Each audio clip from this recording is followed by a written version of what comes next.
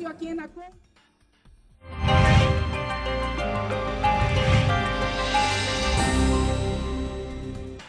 now go to Colombia, where on Wednesday, Colombians celebrated International Human Rights Day.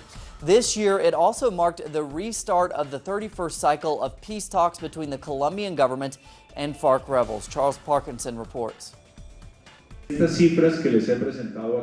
The restart of Colombia's peace talks coincided with International Human Rights Day, celebrated in Bogotá with a ceremony in the city's Centre for Memory, Peace and Reconciliation. For Lars Vargan, ambassador to Colombia for Peace Talks guarantor nation Norway, this confluence highlights the central importance of defending human rights to establishing peace in Colombia. This backdrop, this context is very important for Colombia. Colombia is part of the global community. We have the Universal Declaration of Human Rights. We have rights to concentrate on, and this should also be fundamental in the peace process in Colombia. The event also saw the announcement that 8 million denouncements of victimization during the 5-decade conflict have now been registered, almost 1 million more than the number of registered victims, whilst almost 1 million murders have been catalogued. For human rights defender Ana Teresa Bernal, it's a statistic that carries great significance for the talks.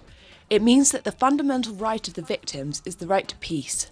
Without peace, we are not going to have a reduction in human rights violations, nor are we going to have a better life. The restart of the talks saw Government Chief Negotiator Humberto de la Calle speak out against misinformation being spread by those opposed to the peace, including a list of FARC demands which he said were false. Those opposed to peace are promoting a march driven by hate and against the peace process. It doesn't surprise us that military intelligence, or sectors of that intelligence who are against the process, continue passing on information, true or false, to the Democratic Center Party and Senator Alvaro Uribe to try to destroy the peace process. The teams will now get on with negotiations ahead of the arrival of the 5th and final group of victims taking part in the talks. The participation of the final group of victims offers hope that early in the new year, the two teams will announce an agreement on the difficult issue of how to deal with victims.